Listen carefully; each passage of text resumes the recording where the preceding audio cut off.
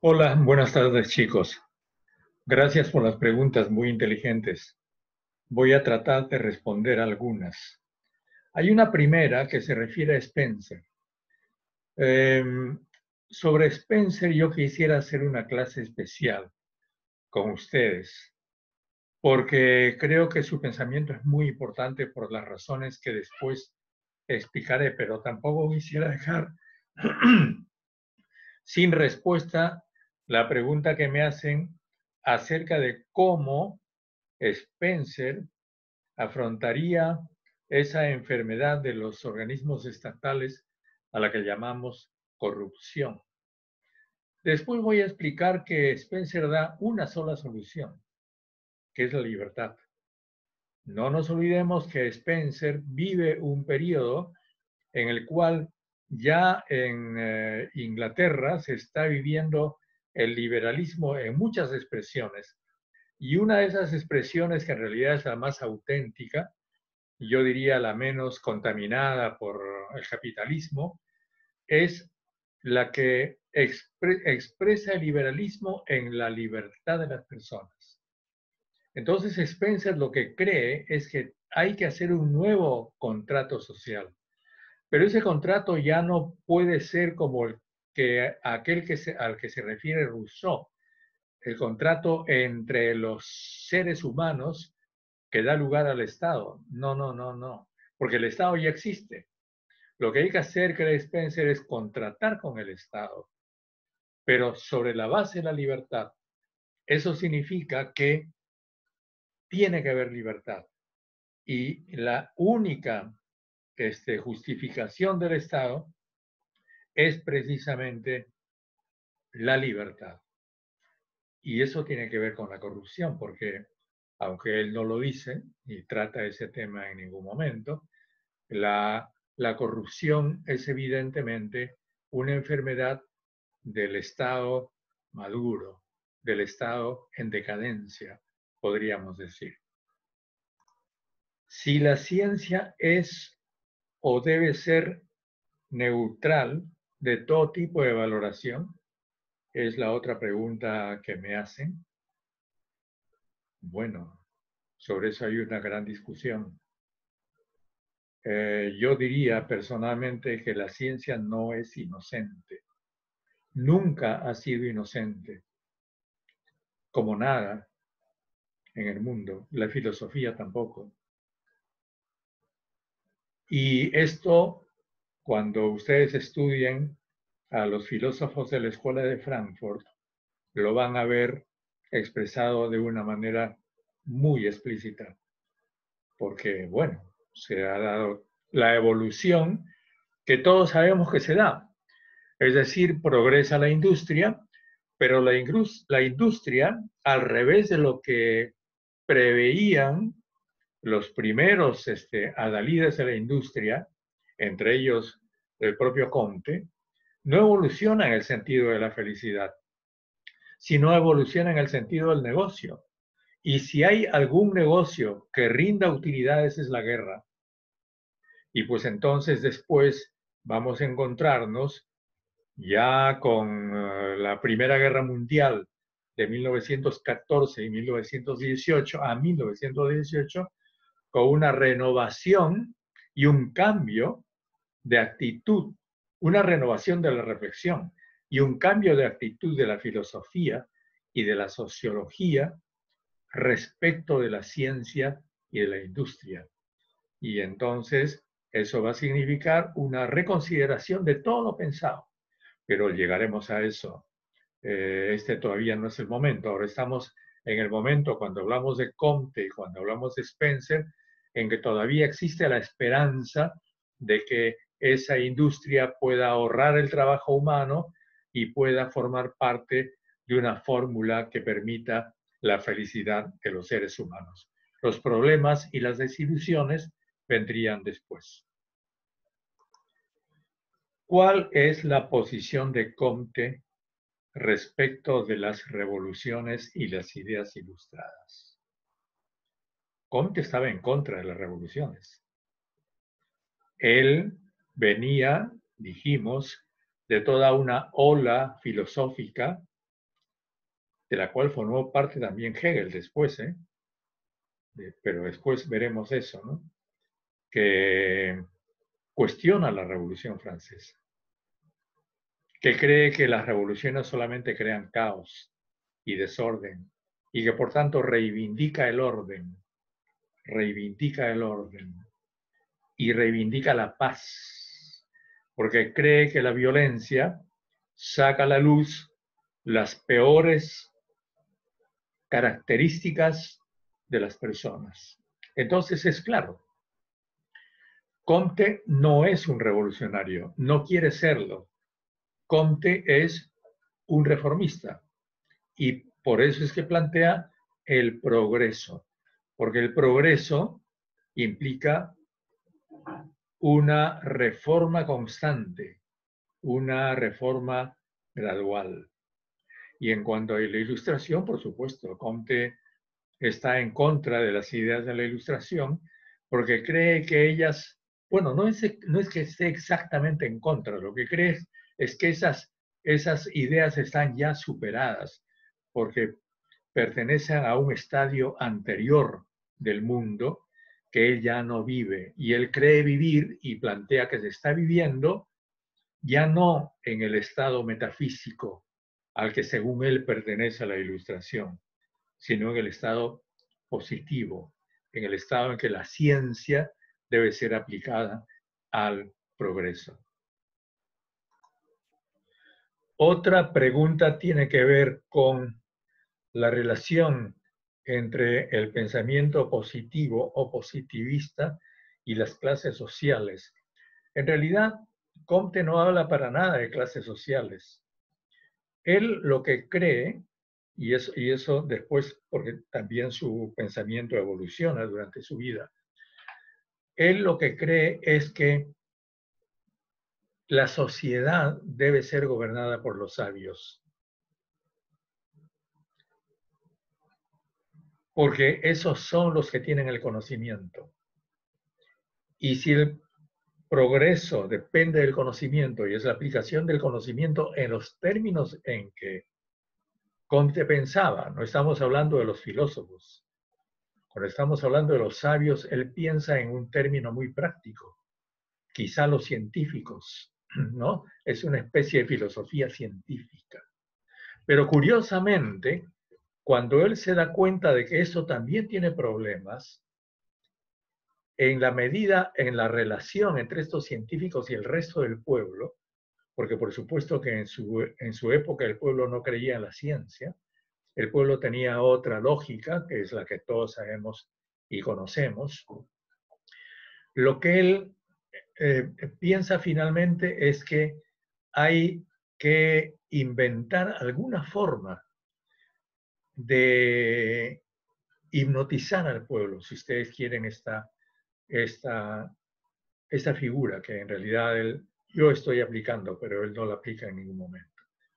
Él cree que hay que convertir el positivismo en una religión laica. Él plantea el positivismo como una religión, pero ya no es la religión de la época mítica, de la época mágica. No, es la religión de la época científica, en que se cree en el conocimiento como una religión. Por eso es que se llegan a formar grupos de positivistas en todo el mundo y especialmente en América Latina. Y por eso es que los gobiernos de Porfirio Díaz en México y el primer gobierno republicano de Brasil a fines del siglo XIX, cuando Brasil se transforma en una república, son positivistas. Por eso es que Brasil tiene hasta ahora, como ustedes saben, el símbolo de orden y progreso en su bandera. Porque ya es la época en que grupos de positivistas tratan de influir directamente en los gobernantes. Y ellos creen que, al revés de Marx, que la salida no está en una clase social determinada, sino la salida está en una alianza entre la sabiduría en los términos en que ellos pensaban y el poder. Por eso es que finalmente los positivistas terminan aliándose con Napoleón III en el Segundo Imperio en Francia y con Porfirio Díaz, que como ustedes saben es un dictador, y también con los gobiernos de Chile, de Brasil, de aquella época, porque se pensaba en la efectividad. Entonces Comte no es un hombre que piensa en las masas, que piensa en el pueblo, como Rousseau o como Marx. No, no, no. Él piensa primero en las reformas, luego en la ciencia positiva, en el progreso, no en la revolución, y en la alianza entre los que tienen el conocimiento y el poder. Eso es lo que a él le parece una forma práctica. Piensen que él era sobre todo un hombre práctico, práctica de modificar la sociedad. ¿Qué tan vigente es el positivismo? Bueno, pues como todos sabemos, el positivismo ya no está vigente. El positivismo es parte del pasado, en la medida en que tanto el poder en el que confiaba Comte fue desprestigiado, corrompido, destruido. La historia de Porfirio Díaz en México termina con la Revolución Mexicana en 1910 y ahí acaba el positivismo. Y entonces en México habrá una gran reacción contra el positivismo. Y en todo el mundo hay una reacción contra el positivismo.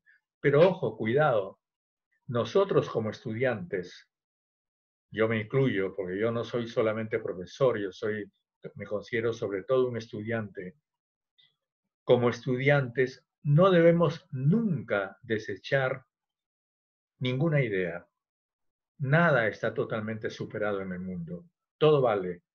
¿Por qué? Porque en la medida en que avanzamos y nos damos cuenta que existen nuevos problemas, tenemos que recurrir siempre al aporte de los viejos filósofos, los viejos teóricos, a los cuales no debemos olvidar.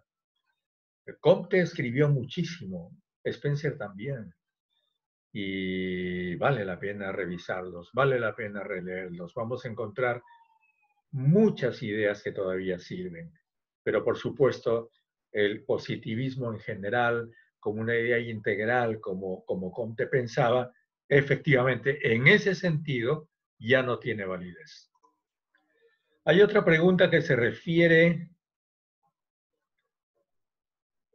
al autor del Superhombre, a Nietzsche. Bueno, en realidad Nietzsche no es un sociólogo, ni quiso hacer sociología. Probablemente él se hubiera burlado de la sociología. Nietzsche es uno de los hombres, uno de los pensadores originales de otra corriente europea de la época. Una corriente que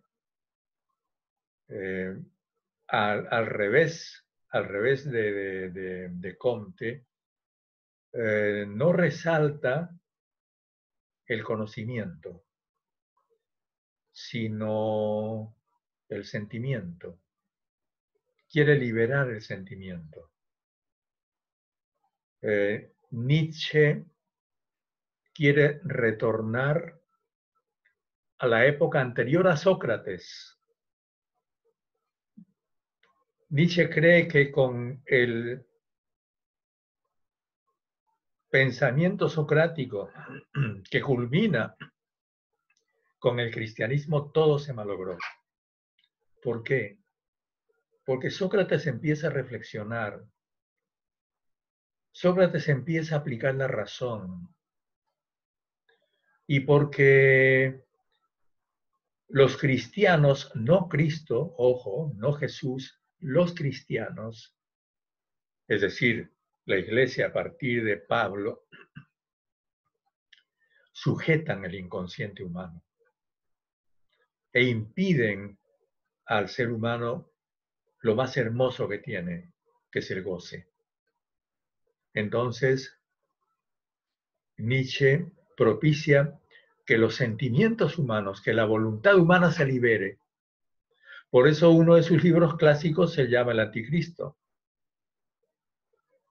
porque él plantea precisamente una posición en la que quiere exultar todo lo que significa la voluntad, el voluntarismo humano, la psicología humana. Y por supuesto que Nietzsche da lugar a una enorme corriente, a la cual me voy a referir también en alguna clase posterior, que se mantiene también hasta hoy. Porque él reivindica no la idea de la psicología a la manera freudiana, sino la psicología a la manera de liberación de los instintos, la liberación de la voluntad de los seres humanos. El superhombre, que es la idea de Nietzsche que fue muy mal usada por Hitler, porque a Nietzsche el nazismo lo usó muy mal. La idea del superhombre no es la idea del superhombre que, como se puede creer, un hombre superior. No, no, no, no. El superhombre es el hombre que ha logrado la libertad, que ha logrado liberarse, que ha logrado liberar su voluntad, su psicología, sus sentimientos, que está liberado de la razón, que se ha convertido en una especie de prisión para los seres humanos.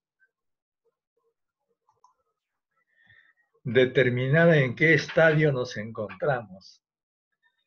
Hay algo que ustedes van a aprender, chicos, y es que no hay nada puro en el mundo. Todo está mezclado. Y yo creo que los peruanos somos una mezcla de mitología, un poco de ciencia, un poco de positivismo, mucho de liberalismo también en el peor de los sentidos, todo eso mezclado. Y por supuesto tenemos acceso a la ciencia y ahora a la tecnología, que es la que estamos usando en este momento. Entonces, nunca encontraremos a ningún país, no solamente al Perú, a ningún país en el cual podamos decir, este es el estado puro. No. Todo está mezclado, todo coexiste, todas las épocas del mundo viven al mismo tiempo y todo vive también dentro del ser humano. Todo vive fuera del ser humano y todo vive dentro del ser humano. Entonces, la labor de la sociología es complicadísima, porque tienes que sistematizar todo eso, tienes que entenderlo, y tienes que entenderlo sin ignorar ninguno de tus propios elementos como sociólogo, tus elementos psicológicos, freudianos, científicos, racionales, irracionales, etcétera, etcétera, porque si no, no vas a tener un conocimiento integrado.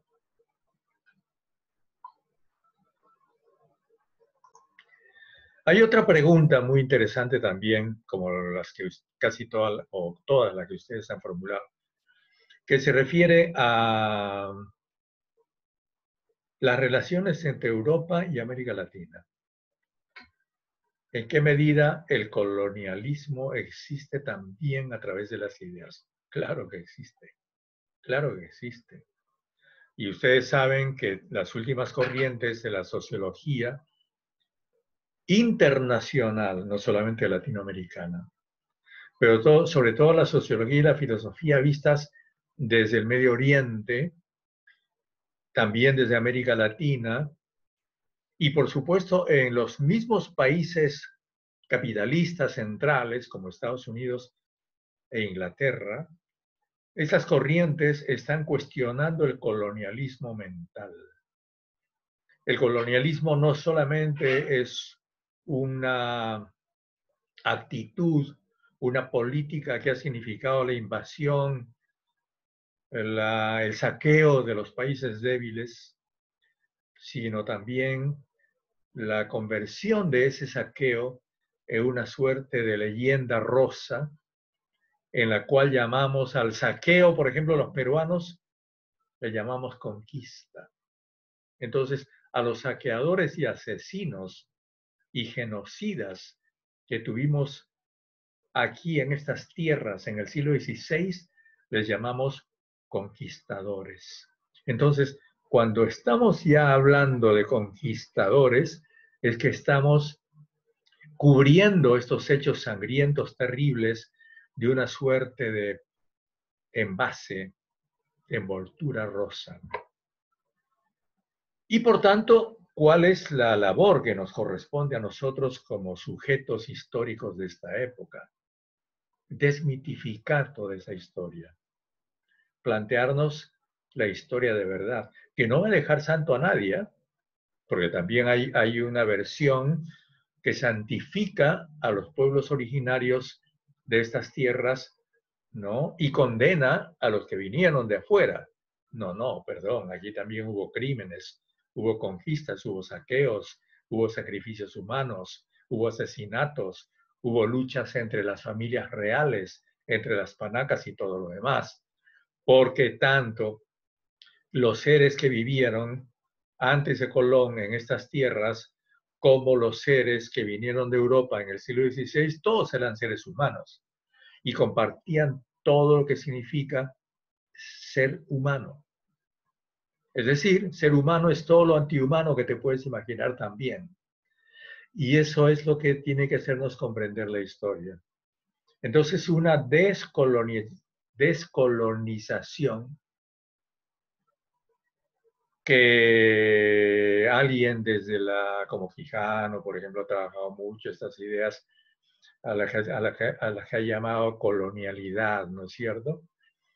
Bueno, pero yo creo que la cosa es mucho más complicada que la colonialidad, sino que hay una relación entre estas colonias y los colonizadores, una relación que tenemos que revisar.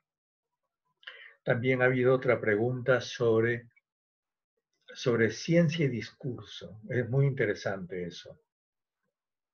Y sobre la relatividad de la verdad. Somos, insisto, seres humanos.